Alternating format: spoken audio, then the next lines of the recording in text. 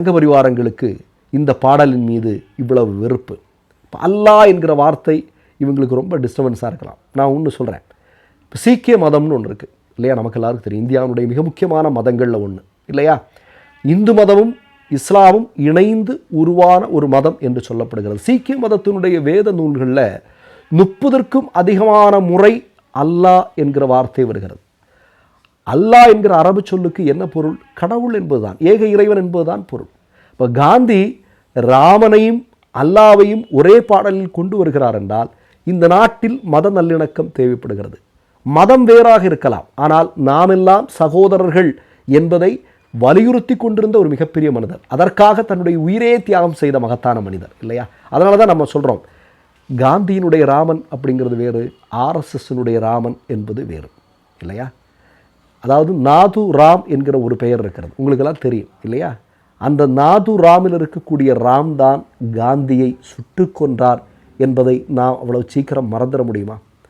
இப்போ அதனால தான் இப்போ என்ன அப்படின்னா, இந்த சம்பவம் நடந்ததுமே இந்தியா முழுவதும் மிகப்பெரிய கண்டனங்கள் பதிவு செய்யப்பட்டு கொண்டிருக்கிறது. பிரியங்கா காந்தி அவர்கள் இந்த வீடியோ வைரலானதுக்கப்புறம் என்ன நடக்குது இங்கே அப்படிங்கிற மாதிரி அவர் பதிவு போட்டிருக்கிறாங்க. லாலு பிரசாத் யாதவ் மிகப்பெரிய அளவில் ஒரு பதிவு போட்டிருக்காரு.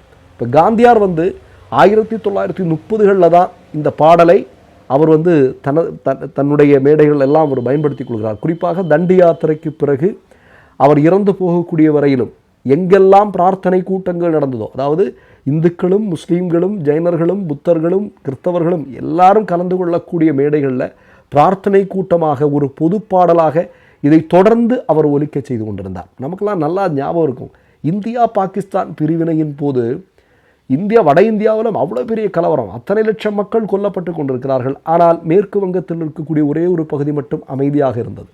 அந்த இடத்தில் காந்தி இருந்தார். அங்கிருந்த இந்துக்களும் முஸ்லீம்களும் ஒற்றுமையோடு சகோதரர்களாக இருந்தார்கள் இல்லையா. அந்த இடத்தில் கூட ரகுபதி ராகவ ராஜாராம் என்கிற பாடல் பாடப்பட்டு கொண்டிருந்தது என்பதுதான் உண்மை. அப்போது ஒற்றுமையை உணர்த்தக்கூடிய, சகோதரத்துவத்தை உணர்த்தக்கூடிய பாடலை கேட்கும்போது சங்க பரிவாரங்களுக்கு பிரச்சனை தான். இந்த பாடலை எழுதியது கபீர்தாஸ் என்று சொல்லப்படுகிறது இல்லையா. அப்போ நான் என்ன கேட்குறேன், உங்களுக்கெல்லாம் நல்ல ஞாபகம் இருக்கும், பிரகாஷ் சிங் தாக்கூர் அப்படின்னு சொல்லக்கூடிய ஒரு ஆர்எஸ்எஸ்காரி மோடியால் பாராளுமன்ற உறுப்பினராக மாற்றப்பட்டவர் இல்லையா. அவர் பாராளுமன்றத்தில் இருக்கும்போது காந்தியாரை அவமதித்தார். இன்று வரையிலும் அப்படி அவமதித்ததற்காக ஒரு மன்னிப்பு கேட்கப்பட்டிருக்கிறார் அவர்? இல்லை மோடி ஏதாவது நடவடிக்கை எடுத்திருக்கிறாரா? கிடையாது. இதுவரைக்கும் அப்படிப்பட்ட ஒரு சம்பவம் நடந்ததே கிடையாது. அப்போ ஏன் அப்படின்னா, இவங்களுக்கு காந்தி என்றால் இவர்களுக்கு பிரச்சனை, அம்பேத்கர் என்றால் பிரச்சனை. அதனால தான் வாஜ்பாயினுடைய அமைச்சரவையில் இடம்பெற்றிருந்த ஒரு மூத்த அமைச்சர் நேற்றைய தினம் இந்த